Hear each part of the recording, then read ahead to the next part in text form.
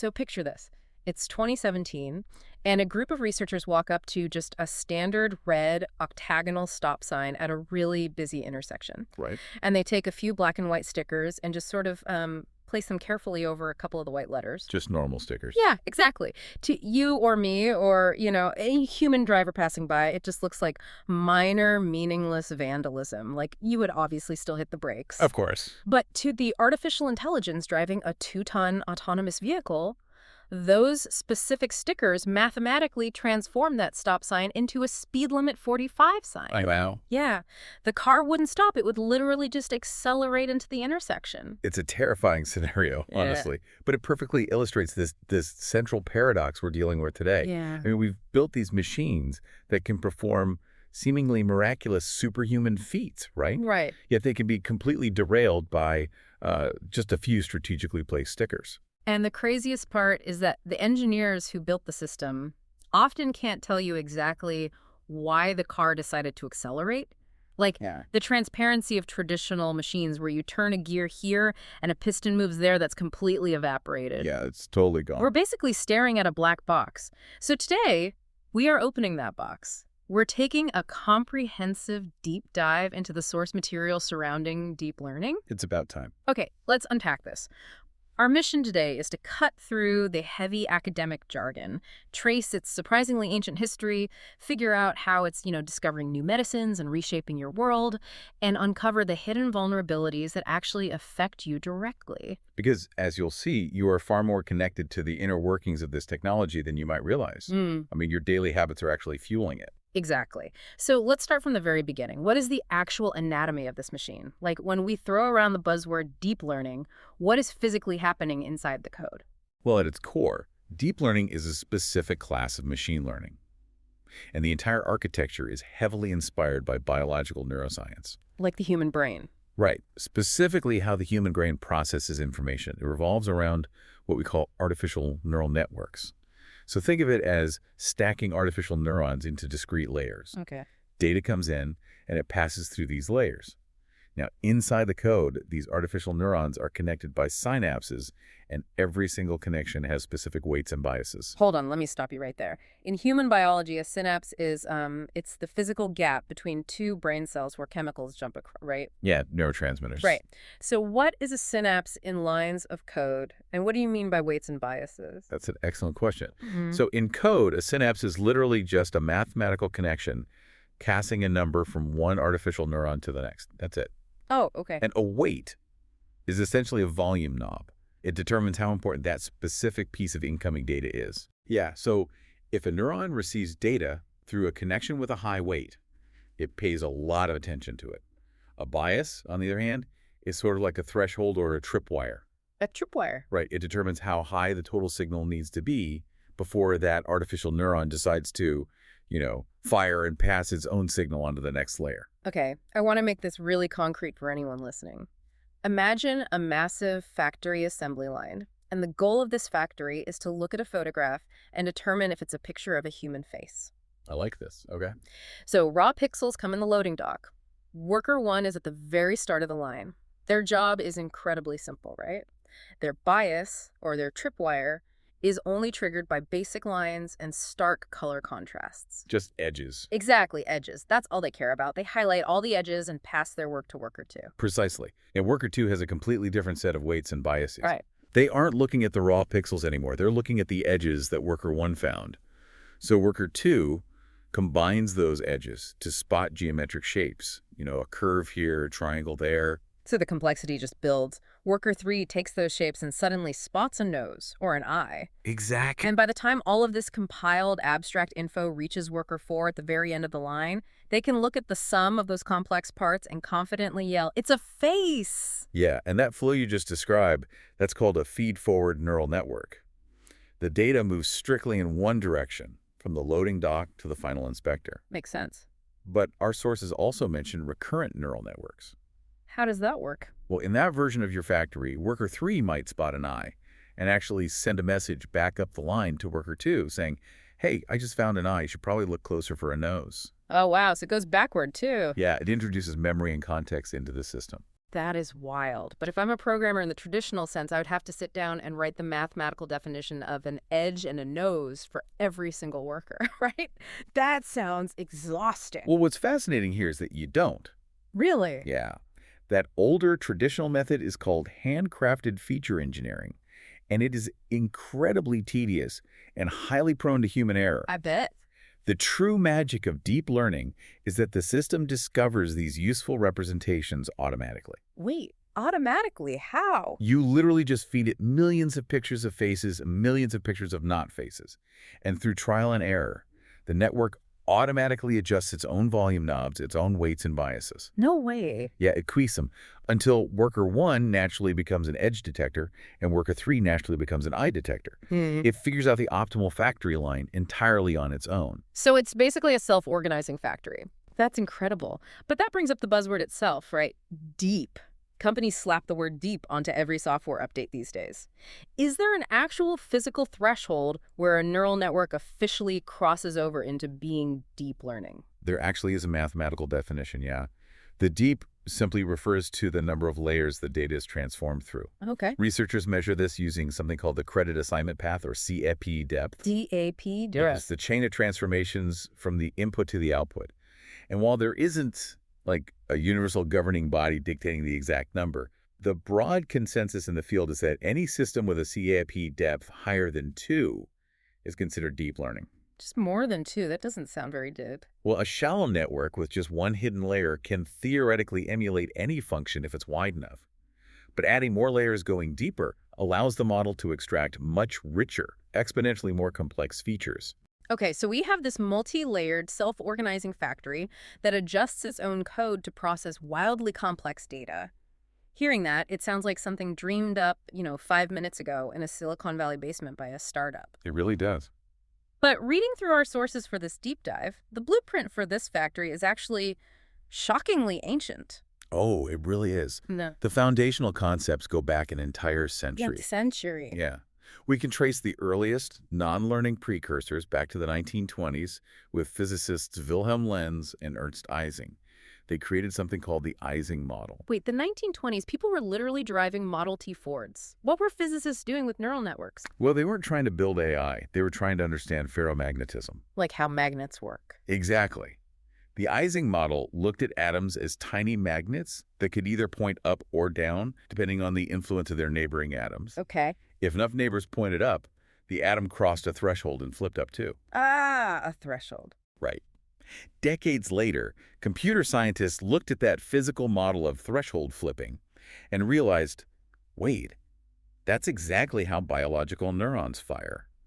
That physics concept became the ancestor of the artificial neuron. So they were using physics to imagine decision-making networks before the electronic computer was even invented. That is a massive conceptual leap. It's huge. And from there, it became sort of a multi-generational relay race. How so? Well, in 1948, Alan Turing wrote an unpublished paper detailing ideas for artificial evolution and learning in networks. Turing, of course. Yeah. Then, by 1958, Frank Rosenblatt actually designed the perceptron, which was an early network with an input layer, a hidden layer, and an output layer. Okay, getting closer. And in 1965, Alexei Ivashenko and V.G. Lapa published the first working deep learning algorithm. It was a method to train these networks no matter how deep they were. Okay, I have to throw a flag on the play right here. Go for it. If Ivashenko had a working algorithm in 1965 and they were publishing papers about 8-layer networks in the 70s, why was I playing the game Snake on a brick phone in the year 2000 instead of talking to ChatGPT? That is the big question. Right. Like, why was there a massive multi-decade gap where nothing seemed to happen? It's honestly the most crucial question in the history of the field. Yeah. Why did we endure what's known as a deep learning winter? A winter. Yeah, because the early developers hit a colossal mathematical wall known as the vanishing gradient problem. What exactly is a vanishing gradient? That sounds like a sci-fi movie. To understand it, we have to look at how the factory line learns. It uses a process called backpropagation. Okay. Imagine the final inspector at the end of the line looks at the output, realizes the network labeled a dog as a toaster, and shouts back down the line, "We're 90% wrong. Adjust your volume knobs." That's a pretty big mistake. Huge. But that error signal is calculated using a calculus concept called the chain rule, which basically involves multiplying fractions as you move backward through the layers. Okay, multiplying fractions. I think I see where this is going. Think of it like playing the game of telephone with 100 people. If the error adjustment is, say, 1/10, you multiply point 0.1 by point 0.1 for every layer you go back. Oh, wow. Yeah. By the time that error signal reaches the very first layer of the network, the number has become 0.000000000. That's basically zero. Exactly. The gradient, the signal to change, has literally vanished into mathematical zero. The early layers never get the feedback, so they never learn. The network just freezes. So the math was literally zeroing itself out. They had the blueprint, but the physical laws of calculus were stopping the construction. Exactly.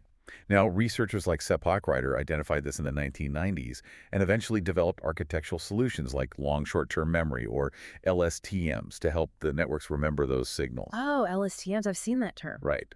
But even with the math fixed, they faced a devastating physical reality.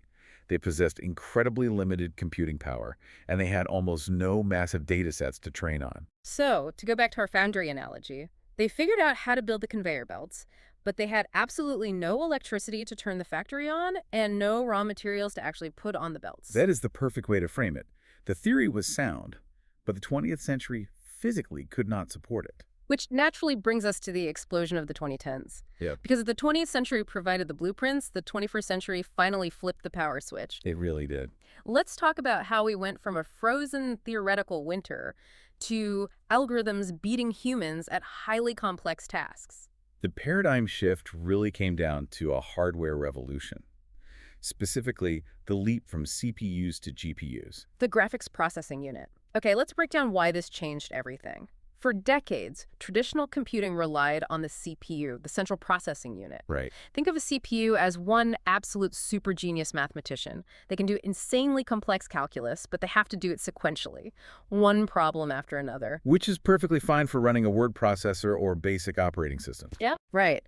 But deep learning doesn't require complex calculus done one by one. Our factory line requires millions and millions of incredibly simple multiplication and addition problems, adjusting all those tiny weights and biases simultaneously. Exactly. So moving to GPUs was like realizing that instead of having one super genius mathematician, it's actually much faster to hire 10,000 average high school students to do basic arithmetic all at the exact same time. It's parallel processing. Precisely. And GPUs were originally designed by the video game industry, actually. Really? A video game? Yeah, to calculate the lighting and color of millions of individual pixels on your screen simultaneously. It turned out that architecture was the exact parallel processing power neural networks had been starving for. That is wild. And the scale of this hardware shift is just mind-boggling. According to OpenAI, between 2012, which is when a network called AlexNet crushed a major image recognition competition, and 2017, the amount of hardware computation directed at massive deep learning projects increased 300,000-fold. 300,000 times more computing power in just 5 years. Yep. That's not a steady evolution. That's a sudden, violent explosion. It was an explosion. And the internet provided the raw materials, just massive, unprecedented oceans of digital data to feed into the factory. Right, the data boom. If we connect this to the bigger picture, this combination of GPUs and big data is what completely altered the trajectory of modern science. Let's look at some of those breakthroughs from the sources, because this is where the abstract math becomes very, very real. Take DeepMind's AlphaFold. For 50 years, biologists were stuck on what they called the protein folding problem. Right, because proteins are the building blocks of life. They start as a one-dimensional string of amino acids, and then they instantly crumple up into highly complex three-dimensional knots. And the specific 3D shape of that knot dictates exactly what the protein does in your body, right? Exactly. If scientists know the shape, they can design a drug to slot perfectly into it, like a key into a lock. But calculating how that string will fold using traditional physics used to take a PhD student like 5 years of lab work just to map a single protein. It was grueling work. But AlphaFold fed the data of known proteins into a deep learning network, and the AI learned the underlying rules. It can now predict the 3D structure of almost any protein practically instantly. It solved a 50-year grand challenge of biology. It's astounding. And then you have systems like GraphCast. Right, for weather. Yes, traditional global weather prediction is notoriously sluggish because it relies on supercomputers grinding through nightmare-inducing systems of partial differential equations, fluid dynamics, thermodynamics. Sounds awful. It is. But GraphCast bypassed the traditional calculus entirely. It just looked at decades of historical weather patterns, learned how the atmosphere behaves as a data sequence, and now it can predict highly detailed global weather up to 10 days in advance in under a minute. Under a minute for a global forecast. That's insane. And it doesn't stop there. In material science, Google DeepMind developed a system called GNOME. Right, GNOME. It discovered over 2 million new stable crystal structures. 2 million. Yes, it essentially expanded the entire catalog of known materials humanity can work with. And its predictions were actually validated by autonomous robots in a lab with a 71% success rate. Wow. I want to pause here for everyone listening because this is not ivory tower academic theory. This translates directly to your life. Absolutely. AlphaFold means exponentially faster drug discovery for diseases that might be affecting your family right now. GraphCast means highly precise, life-saving severe weather alerts for your specific neighborhood. And GNOME, those 2 million new crystal structures are the new materials that will make up the next generation of highly efficient solar panels or, the battery inside your next electric vehicle. Exactly. Deep learning is physically constructing the future. It is an incredible leap forward for humanity. But as with any massive technological shift, it comes with dark, highly complex complications. Which brings us right back to that stop sign at the intersection. Because deep learning is discovering new medicines and predicting global weather, it is so tempting to view it as this flawless, omniscient oracle. Oh, definitely. But it's not. Because we don't hand-code the rules anymore, because the machine figures out its own factory line, we have a massive vulnerability. We cannot easily interpret how it's making its decisions. And this raises an important question. What happens when you integrate an uninterpretable system into critical infrastructure? Yeah. And, more dangerously, what happens when bad actors learn how to manipulate the math that we can't see? Right, because if an AI has superhuman image recognition and can map a protein in seconds, how does a human possibly trick it with a few stickers on a stop sign? Because the AI doesn't see the way you and I see. Yeah. It doesn't understand what a stop sign actually is. That has no concept of it. Exactly. It doesn't know about traffic laws or metal octagons or the concept of stopping. It only knows that a specific mathematical arrangement of red and white pixels correlates with the label stop sign. Right. And this creates a unique vulnerability called adversarial attacks. So the attackers aren't tricking the camera itself, they are weaponizing the AI's own math against it. Exactly. The researchers calculated exactly which pixels to alter on that stop sign to maximize the mathematical probability of a different label. To human eyes, the stickers are just random. But to the AI. To the AI, the altered pixel data forces the layers of the network into a completely wrong yet highly confident conclusion. That is so creepy. And the sources mention another terrifying example. Researchers tricked a facial recognition system into thinking ordinary people were famous celebrities just by having the ordinary people wear a pair of specifically designed psychedelic-looking spectacles. Psychedelic glasses. Yeah, like the patterns on the glasses hijacked the network's mathematical feature detectors. And the threats go beyond just visual illusions. There's also data poisoning. What's that? This is where bad actors smuggle false or malicious data into the massive data sets used to train the models in the first place. Oh, I see. Imagine secretly slipping defective raw materials onto the loading dock of our factory. The goal is to slowly corrupt the network's internal weights and biases over time, causing it to fail in very specific targeted scenarios. That's insidious. And because the entire system is a black box, it is incredibly difficult to know if your training data has been poisoned until the AI makes a catastrophic error in the real world. That is deeply unsettling. But there's another angle to this massive reliance on data that I want to bring up, and it's about the human cost. Right. Here's where it gets really interesting, because according to philosopher Rainer Muehlhoff, we aren't just the beneficiaries of this technology, we are the raw materials. Yes. This is a vital concept. Muehlhoff describes this as machinic capture. Machinic capture. So when we think of human labor in AI, we usually picture giant warehouses of poorly paid click workers explicitly hired to label thousands of images. Sure. But Muehlhoff identifies something far more pervasive: implicit human microwork. This is crucial for everyone listening. You are constantly providing unpaid labor to train these systems. Wait, really? Every single time you log into a secure website and have to solve an image, CAPI-TCHA, the grid of photos where it asks you to click all the squares containing a crosswalk or a traffic light or a bicycle. Wait, so when I click on those traffic lights to prove I'm not a robot, I'm actually doing unpaid data labeling labor to train a robot. Precisely. You are confirming the ground truth for an autonomous driving algorithm. Mind blown. And it's everywhere. When you tag a friend's face in a photo on Facebook, you are freely providing high-quality, labeled facial images to their deep learning system. Wow.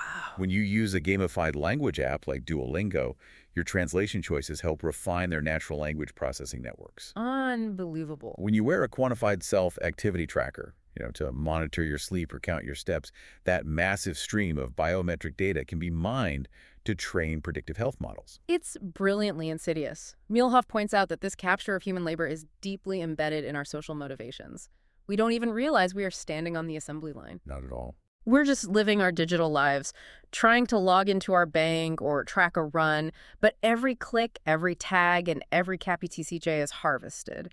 We are the massive, unpaid sensor network feeding the billion-dollar models. We are entirely integrated into the machine. We've covered an incredible amount of ground today. We started with physicists in the 1920s imagining threshold networks to understand magnets. Right.